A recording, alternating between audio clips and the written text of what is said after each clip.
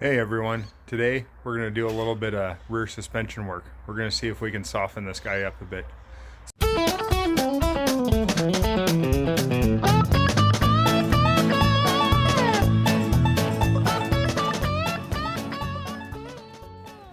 Okay, so what we're going to do today, at least to start with, is we're going to take this leaf out of the leaf pack, and that'll hopefully get this pack to soften up quite a bit. And then I think we're probably going to put a degree shim in it because my pinion angle is not quite right. When I set this housing up originally, I was thinking it was going to be a little bit different and set my pinion angle wrong. So let's go ahead and get to work. I'm going to show you a handful of tricks that I like to use when dealing with leaf springs. One is how to reuse these captured part of the leaf springs. Some people just cut them off, and that's definitely an option, but I like to try to keep them if I can because they do help prevent axle rut to some degree. They'll keep the springs from slapping around, and then also it helps keep a little bit more of a consistent rate in the leaf spring. So let's go ahead and get this thing torn down. Okay, so the first step I like to take, obviously after taking the wheels off, is we need to be able to spread these apart so that this leaf pack can come apart once we pull the center pin out. And the way I like to do it, just a good old-fashioned pry bar. Get it up under here. And just pry those back like that. And try not to break those like I just did. Now, it's not the end of the world if you break that piece. Really, that's just helping reduce noise. So maybe you'll notice a little bit more noise from that, maybe not, but either way, that's how you get those pressed apart. Okay, the next step is to get your jack up underneath the axle to take some of the pressure off of it, and then we're going to go ahead and remove our U-bolts. Well, that sucks. I guess we'll be finding a new set of U-bolts. Hopefully I've got something laying around here. If not, I'm sure somebody in town's got one.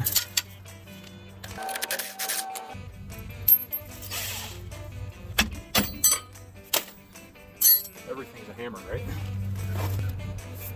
Okay, so what we're going to do is we're just going to go ahead and throw a clamp on this so that we can pull the center pin out of the leaf spring, and then use that clamp to slowly pull these apart. Okay, C-clamps work way better, but I can't figure out where the heck they went, so we're going to try these guys and see if they work. You just got to get a little bit of pressure on them. Just enough to keep that spring from wanting to blast apart as you're taking the center pin out.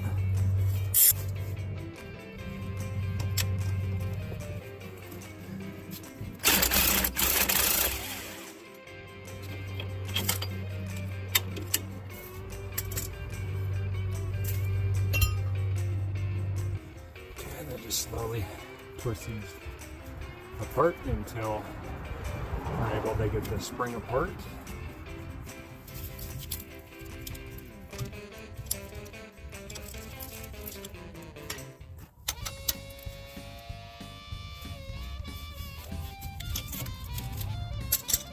And then all your leaf pack is going to drop apart right here. Okay, so this is what we got. Now what we're going to do, I believe, I'm trying to think of what's going to be the best route on this one.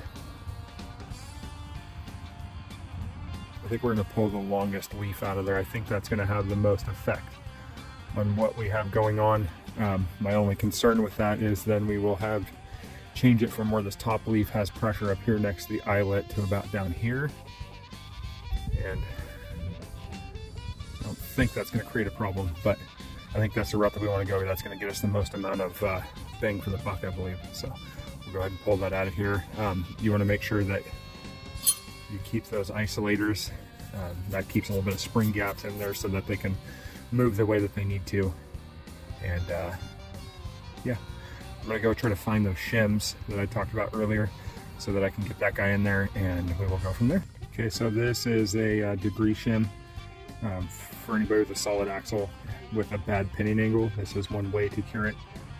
I don't really like using these, but I don't feel like cutting my perches off and re-welding them on. So we'll wait until we redo the whole rear axle setup before we do that, and we'll just run these for now. Okay, I realized this kind of late on the last one, but I didn't get this part of it because for some reason the camera turned off. So I'll just try to show you on this side. But essentially what we're going to do is we're going to set this wedge on the bottom side of our lowest leaf. And we're just going to start building these as we go. You want to make sure you get all of your shims in there.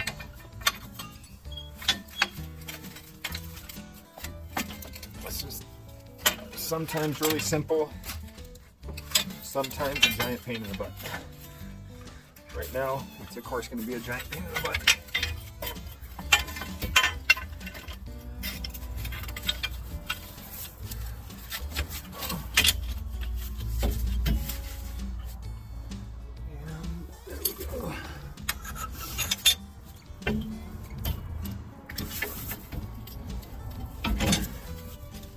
Do is put it together with my hand. Now sometimes these are really far apart and you got to get a big old C-clamp on there even right from the get-go just to get them to clamp together enough so we get the center pin in there. This one's pretty close.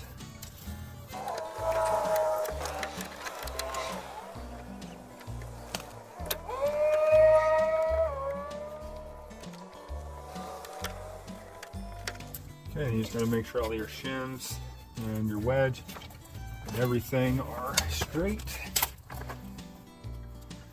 And your leaf springs are set roughly where you want them.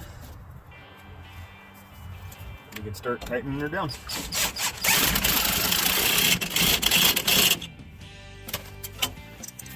And there you go. That's at least my way of doing a leaf removal. Okay, so we got this all back together. We've got our shim in there, and I found a U-bolt to replace that one. Now, that's just a temporary until I order a new set in. And then all we gotta do is get this to pinch back together, and I'll show you how I like to do that. And what I use is just like a ball joint tool.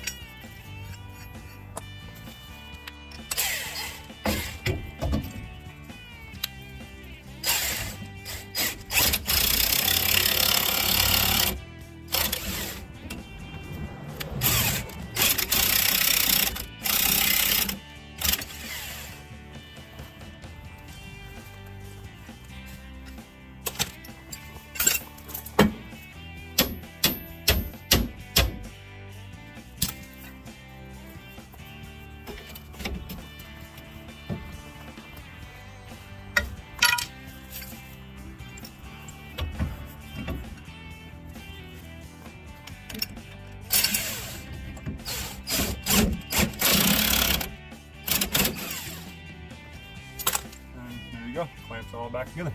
Okay, everybody, we got the truck all back together. Leaf springs are all put back together, axles in it, and we are going to go ahead and take it back to the RTI ramp, and we're going to check and see if what I did made any difference at all.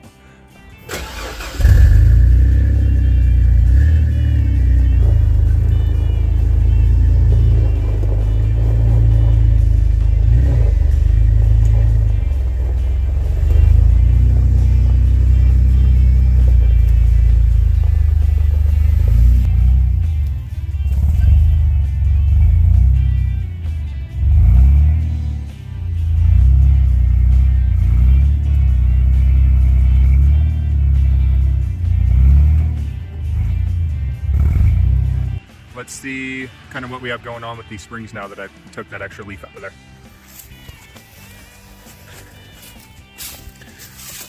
So as you can tell, I still probably have quite a bit more drop I can get out of this side if I needed to. I don't have any more dirt pile to try to flex that out anymore, but that's what we got. This side is at full stuff. As you can see, I'm actually rubbing the fender. I've never actually done that on this truck yet, so I'm pretty impressed.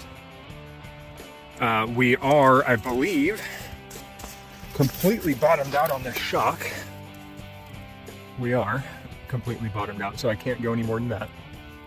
Obviously I need to adjust my bump stops a little bit because they're not actually touching anything, but those are the factory ones, so that's not all I can expect. But I would have to say this does have a lot easier up travel than it did when I had that other leaf in there. So I think I'm gonna be pretty happy with this. There you go.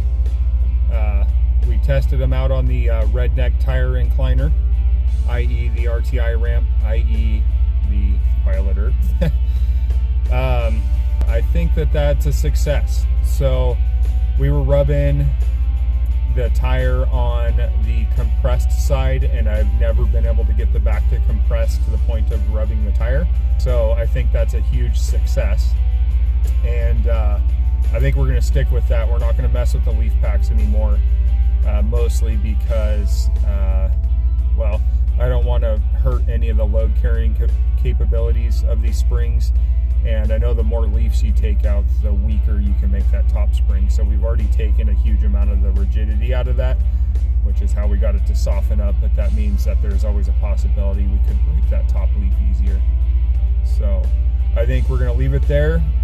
If we need any more load carrying capabilities out of these springs, I'm going to put airbags in the back with the floating lower mount, and that should help keep the bags from tearing apart during articulation, and help when I've got all of my overlanding gear in the back, and when I've got the rooftop tent on it and everything like that. So I think that's I think I'm at a happy point with that. The next step is getting some longer shocks on the back. So these are the Rubicon Express ones for a TJ, and I think they're only like 8 or 9 inches of travel.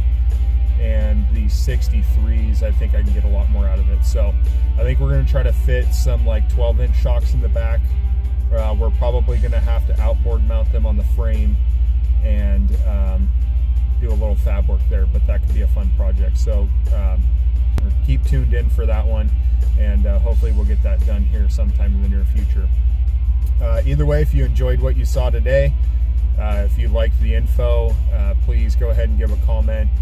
And if you enjoyed it enough, go ahead and give us a thumbs up. That thumbs up let me know that I'm going in the right direction for you guys. Either way, we'll catch you on the next one, and y'all keep wheeling.